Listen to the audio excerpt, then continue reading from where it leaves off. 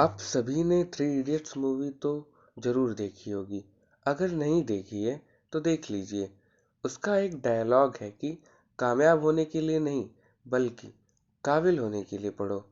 Success के पीछे मत भागो, एक्सीलेंस का पीछा करो। सक्सेस तो झंक मार करके तुम्हारे पीछे आएगी।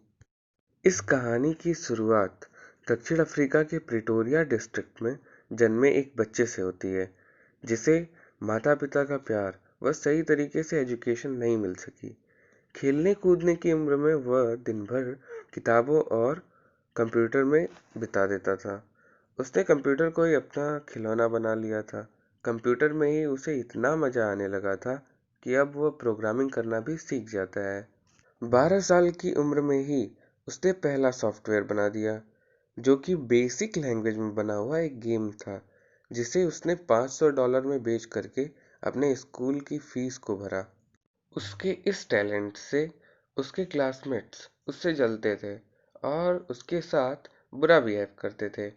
हद तो तब हो गई जब एक बार कुछ बच्चों ने उसकी पिटाई की और सीढ़ियों से उसे नीचे फेंक दिया, जिससे उसके सर में गंभीर रूप से चोट आई और उसकी याददाश्त चली जाती है, जिससे कंप्यूटर प्रोग्रामिंग तो दूर, उसे कुछ भी याद नहीं रहता है। फिर भी किसी तरीके से उसने अपनी स्कूलिंग कंप्लीट की और अचानक एक दिन उसकी याददाश्त वापस आ जाती है। 17 साल की उम्र में दक्षिण अफ्रीका की सेना में अनिवार्य सेवा से बचने के लिए वो कनाडा चला जाता है। वहाँ वो मस्क क्वीन यूनिवर्सिटी में अपनी स्टडी कंप्लीट करता है। इसके बाद कैलिफोर्निया से फिजिक्स में पीएचडी करता है।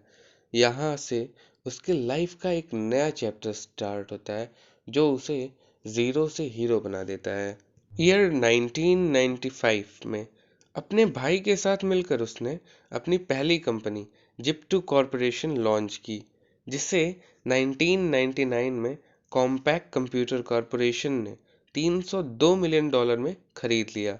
इस तरह से वो 30 साल की उम्र में ही $300 मिलियन से भी अधिक संपत्ति का मालिक बन गया। हम किसकी बात कर रहे हैं, आप समझ ही रहे होंगे। यह कोई और नहीं बल्कि प्रेजेंट टाइम के रिचेस्ट पर्सन्स की लिस्ट के सरताज मिस्टर एलन मस्क हैं। ईयर 2002 में उन्होंने स्पेस एक्स कंपनी का इंट्रोडक्शन पूरी दुनिया से करवाया।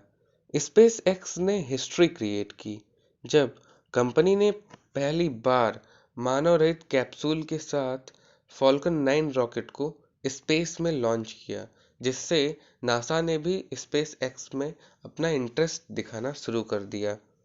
ईयर 2018 में ये दुनिया के 21वें सबसे रिच पर्सन थे, पर 2021 में इन्होंने जेफ बेजोस, जो कि अमेजॉन कंपनी के सीईओ हैं, को पीछे छोड़कर नंबर 1 प्लेस हासिल कर लिया। हालांकि अपने कैरियर में इन्होंने बहुत सारी फेलियर्स को भी फेस किया है। उनका मानना था कि फेलियर्स को एक ऑप्शन के रूप में देखो, क्योंकि अगर चीज़ें फेल नहीं होंगी तो आप कुछ इनोवेटिव नहीं कर पाएंगे। एलन मस्क का ही स्टेटमेंट है कि किसी भी व्यक्ति को तब तक हार नहीं माननी चाहिए जब तक कि उसे हार स्वीकार करने के लिए बाध्य न कर दिया जाए।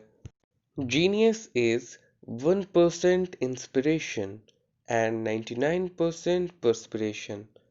इसका मतलब है कि प्रतिभा को उजागर करने में 1% आंतरिक प्रेरणा होती है और 99% खुद का परिश्रम होता है।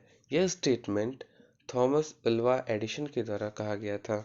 इसका perfect example mister Elon Musk है। ठीक इसी तरीके से हमें भी अपने लाइफ में फेलियर से कभी भी निराश नहीं होना चाहिए, क्योंकि एक टैलेंटेड व्यक्ति की पहचान यह है कि वह प्रत्येक कार्य के लिए धैर्यपूर्वक उपयुक्त अवसर की प्रतीक्षा करता है। कुछ लोगों ने कहा भी है, genius does what it must and talent does what it can. इसका मतलब है कि एक टैलेंटेड व्यक्ति सब कुछ कर डालने की अपेक्षा यह सोचता है कि उसे क्या करना आवश्यक है।